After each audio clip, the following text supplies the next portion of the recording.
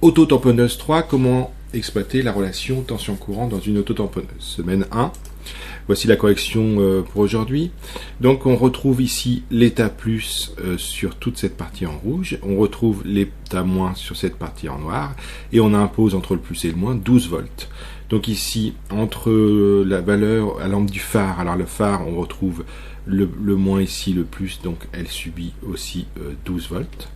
Ensuite, la tension aux bornes des deux lampes. Donc, aux bornes des deux lampes, on a aussi entre le plus et le moins 12 volts.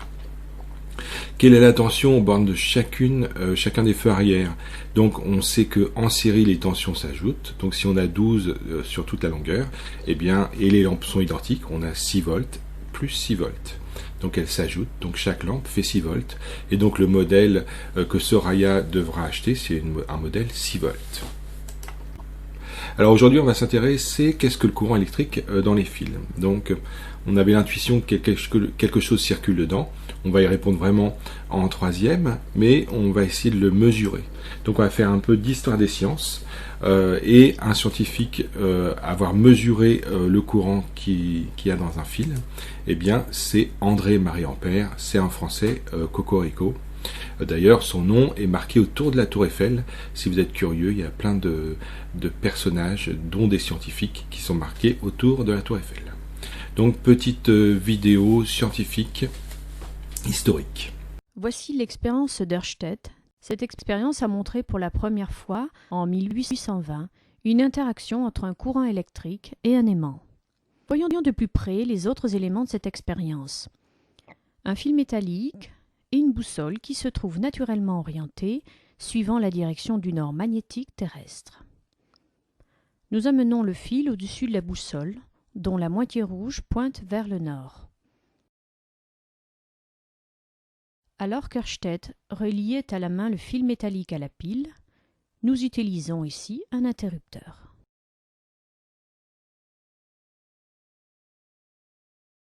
Appuyons sur l'interrupteur. On voit la boussole dévier et osciller jusqu'à prendre une nouvelle position d'équilibre.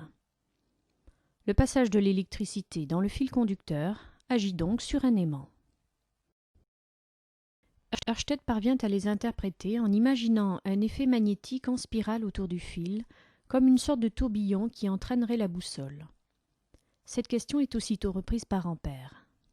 C'est avec Ampère qu'apparaît pour la première fois un concept nouveau, celui de courant électrique. En effet, jusque-là, on pensait généralement qu'il se produisait une série de décharges de la pile à travers le fil conducteur. Ampère s'attache à explorer les effets magnétiques tout au long du circuit et constate que la déviation de l'aiguille est la même en chaque point du fil. Mieux, si on place la boussole sur la pile, elle dévie pareillement. Aux yeux d'Ampère, cette déviation caractérise le quelque chose qui parcourt le circuit, y compris à l'intérieur de la pile. Ce quelque chose, il le nomme courant électrique, sans préciser sa nature.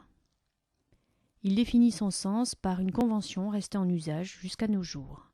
À l'extérieur de la pile, le courant va de son pôle plus à son pôle moins. Ensuite, on va mesurer ce courant. Et donc, on va utiliser l'ampèremètre. On commence à avoir l'habitude, un écran, un calibre, des bornes. Et maintenant, c'est assez intuitif. La dernière fois, on voulait mesurer des volts, on va chercher la lettre V.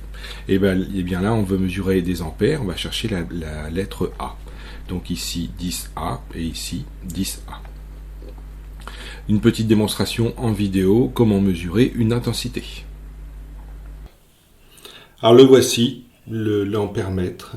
Donc il a donné son nom à l'unité de mesure de André-Marie Ampère, a donné son nom à la mesure de l'intensité du courant. Donc voici un des premiers ampèremètres. Donc le courant arrive par ici, il ressort par là, et à l'intérieur, il compte la quantité de courant avec une aiguille aimantée, un aimant et une bobine. Aujourd'hui, on va utiliser maintenant le multimètre. Donc ici, il n'y a plus d'aiguille, il va mesurer avec un écran directement. Alors, si vous avez compris le principe, je vais chercher, c'est logique, je vais chercher la lettre A. Donc je vais mettre sur le A vert, étant donné qu'on mesure du courant continu. Je me mets sur le plus grand calibre, c'est une histoire de fusible.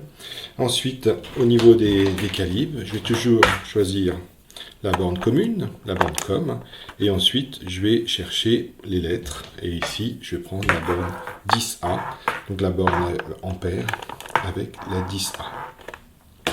Pour mesurer l'intensité, un montage tout simple, voilà, de lampes en série, un générateur. Je mesurais quelle est la quantité de courant qui passe dans ce fil. Alors pour ça, je vais débrancher le fil. Donc je vais ouvrir le circuit, du coup les lampes vont s'éteindre. Ensuite, j'intercale l'ampèremètre et je rebranche la borne COM du côté du moins et la borne 10A du côté du plus du générateur. Donc le courant se rétablit. Maintenant, l'intensité du courant traverse mon ampèremètre, traverse l'appareil, et il mesure ici 0,17 ampères. Donc en notation, on pourra marquer I égale 0,17 A. À noter, l'intensité notée I d'un courant électrique mesure la quantité d'électrons qui circulent dans les fils. L'unité de l'intensité est l'ampère A et ça se mesure avec un ampèremètre qu'on branche en série. Le symbole de l'ampèremètre, c'est un grand A. La prochaine fois, c'est la reprise des cours, donc merci à tous ceux qui ont suivi mes vidéos sur YouTube pendant cette période de confinement.